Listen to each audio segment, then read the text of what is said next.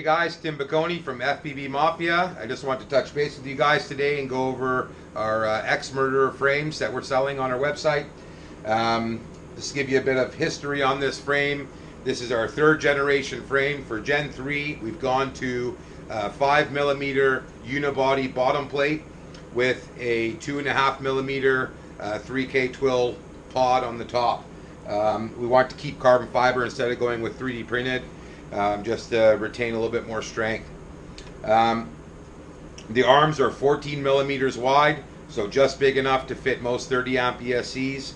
We offer the frame in a 5-inch model that is 189 millimeters and a 4-inch model that is 167 millimeters, which is very, very small. That was one of the main things in our design, was we want to get the motor-to-motor measurements as tight as possible on both of these frames, and reduce the aerodynamic drag as much as possible without sacrificing strength and durability, which a lot of other frames in the market do make those sacrifices. So we left the exact amount of room to fly either a 1300 mAh or a 1550 battery on the bottom.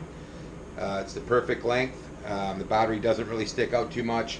If you use a 1500, 1300 fits perfectly on both frames. But that's the recommended size we recommend for this frame. All the holes on the bottom of the frame, there's 4 holes for the flight board screws and then 4 holes to hold the pod on. They're all counterbored on the bottom of the frame, and that allows you to have a completely flush battery mount. It is a bottom mount, and with the counterboard it allows the battery to sit there really nice and flush.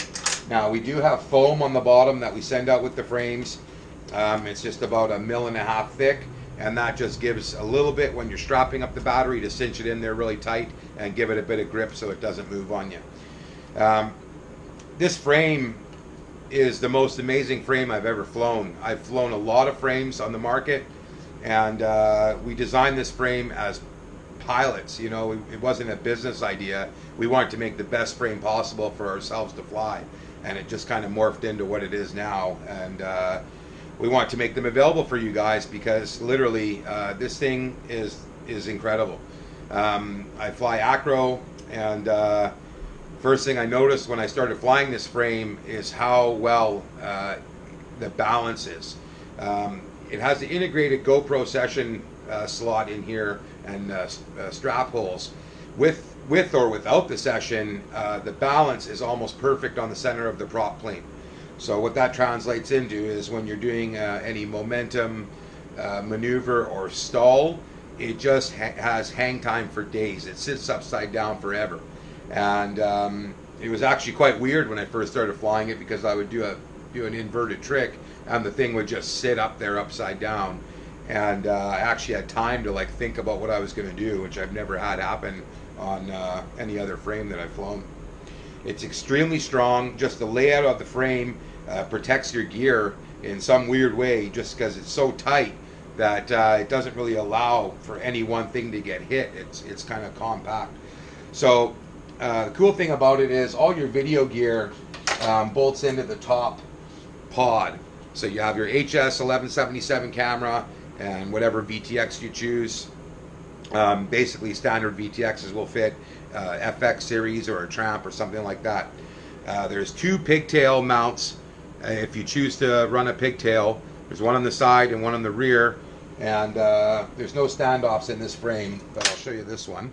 So there's 2 cross-mounted standoffs to hold the pod and give it strength, and then it also ships with a Kydex camera protector that is maneuverable, so you're able to pitch it depending on your camera angle.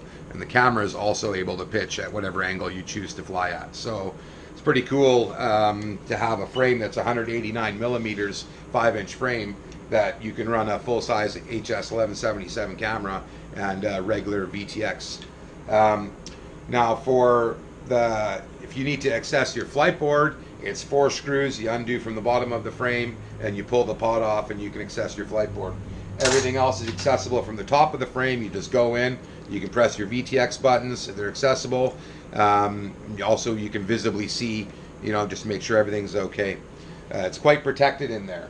So with the GoPro just sits right on this ledge here. The battery GoPro strap holes are right there. Cinch it down, and the balance is incredible. I have to keep touching on that because literally that's one of the best features of this frame is the handling and the balance of this frame. It is actually very light as well, considering we're running a 5mm unibody mainframe. It has very little aerodynamic drag. Because we did thin out the arms to 14mm. We didn't really want to go much thinner because the ESCs we run are 14mm. So right now I'm running Acons on most of my acro builds, and they measure pretty much 14mm exactly. So there's no point going thinner and then having your ESC hanging over each side. So 4 standoffs holding the pod to the frame, just like that. Once again, undo the 4 screws, the pod comes right off. If you need to make any adjustments underneath your flight board, you can plug in your flight board, no problem, on the side to do tuning or flashing or anything like that. It is such a incredible frame. I really want to get them out in the market for you guys to try them. I'm almost afraid when people start flying these because I don't want to go up against this frame racing. It is a race-proven frame. It's won races. The acro is incredible. Can't really go wrong with it. The 4-inch model is such a tiny little beast. This frame measures in at 167 millimeters, and you can just see how small it is there in the palm of my hand. I've seen 3-inch builds that are within those measurements. So to get 4 inches of prop in this tiny little beast, man, it is a fucking scalpel on the racetrack. Ask anybody that's seen it fly. It is just unlike anything I've ever flown. So for indoor racing, that's my go-to rig. For outdoor racing, sometimes I'll fly the 4. Usually I'll fly the 5 for outdoor when I have a bit more room.